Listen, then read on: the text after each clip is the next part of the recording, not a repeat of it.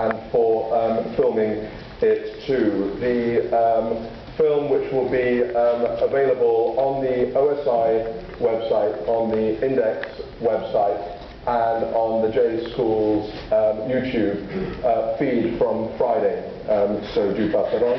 If you are tweeting this event tonight, the hashtag is #AfterWiki.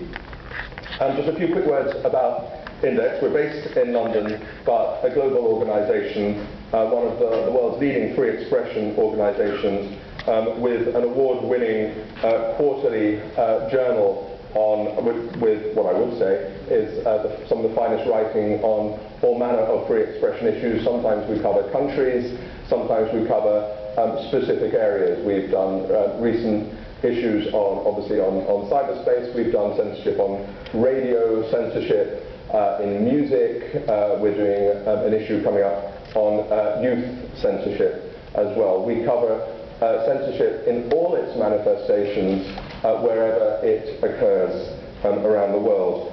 We take the writing into the public arena with public events such as this. In coming weeks we are doing events in, among other places, in Prague, in Cairo, in Moscow, and at the University of Maryland. So that gives you a sense of our reach and our interest. We do campaigning around the world. We were prominent before it hit the headlines in working with partners for free expression in Tunisia, and we've been prominent specifically with the Belarus Free Theatre and with the Belarus opposition in that country too. One area that you may have noticed, in fact, as you're all J-School or J-School related or lawyers, you may well have come across the huge strides that led by our organisation in collaboration with English Pen and with a third NGO called Sense About Science. We led a libel reform campaign in the UK, which led to the publication of a draft defamation bill on the 15th of March, which, while flawed and while there is scope for still considerable improvement, will, when it goes through its final parliamentary stages, make huge inroads into removing libel tourism, which was one of the most embarrassing and humiliating and damaging aspects of British judicial and political life over the last 10 or 20 years. We've got a huge amount of work still to do on that, and that is a particularly British problem, but with a very international reach, because people around the world, wherever they were, had their speech, their free speech chilled through judgments in English courts. So we deal with black and white cases of censorship, the terrible cases of journalists, activists and others who are killed, imprisoned, tortured or otherwise harassed around the world. We also deal with what I call the shades of grey, and hence we are here tonight, although some people might regard it also as a black and white question as well. Everyone has their views about Wikileaks. We at Index have been in the eye of the storm in the debate for the last several months. It's been tough. Sometimes it's been fractious, particularly one specific area. But on the principle, we as an organisation remain strongly of the view that as long as operational decisions relating to areas that are fundamentally important, such as national security and anti-terrorism, are not imperilled, and as long as individuals are not imperilled by releases, then Wikileaks and the mainstream media with which it worked, we, in our view, fulfilled a function of the public interest in publishing redacted documents. That was our position. It's a positive position, but it is also a nuanced position. But that is the area for debate tonight. We want to take the argument forward.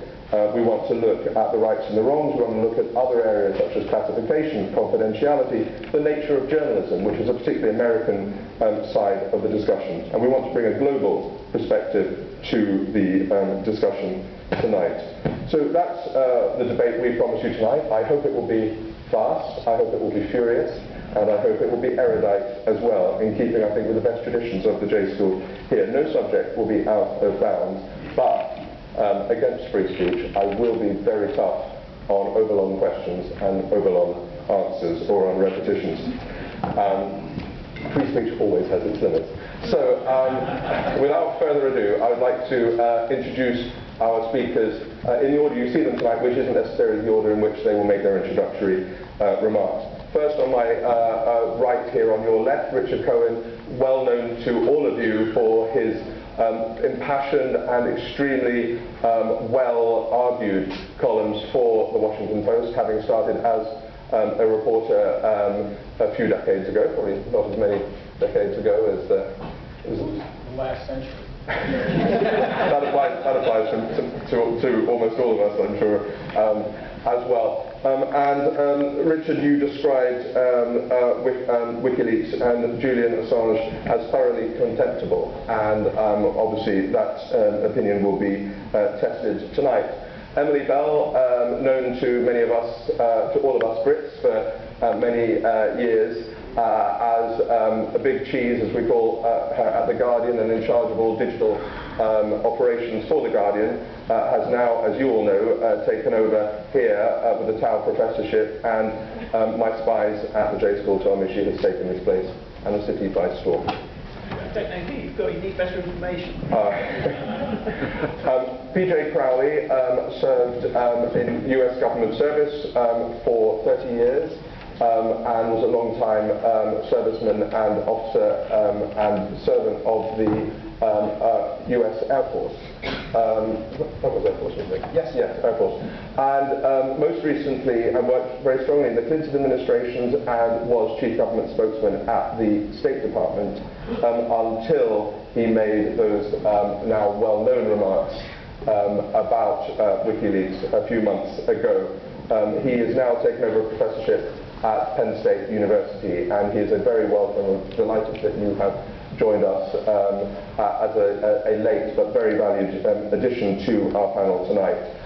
Mark Stevens is a very well-known figure in British legal circles, particularly media circles. The London newspaper, The Evening Standard, listed him in the list of top 10 lawyers you ought to know in London. So if anybody gets into trouble in London, you know where to find Mark. He has fought for expression cases around the world. He has helped governments to table free expression statutes, democratizing governments around the world. He is a trustee of Index on Censorship, and he is best known, I would imagine, to you as being the defense attorney for Julian Assange.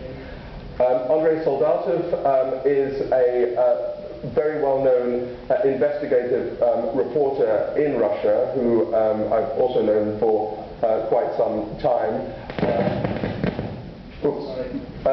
Andrei has written a fantastic book, which I commend to you, called The New Nobility, published here and in many other countries, which was the whole question of the FSB, the Russian security service, and unraveling many of its mysteries, both colourful and very important mysteries about the FSB. He has his own website called Agentura.ru, apologies, Andrei, which focuses on FSB and other intelligence issues. So here we have a whistleblower come investigative journalist with a different international perspective. So without further ado, we're going to have a few opening remarks for 3 or 4 or 5 minutes from each speaker. Then we're going to have a panel discussion for 20 minutes or so, and then we will throw open questions. When you do come to ask questions, please wait for the microphone. And because this is on TV, even if you are known to speakers, please introduce yourself.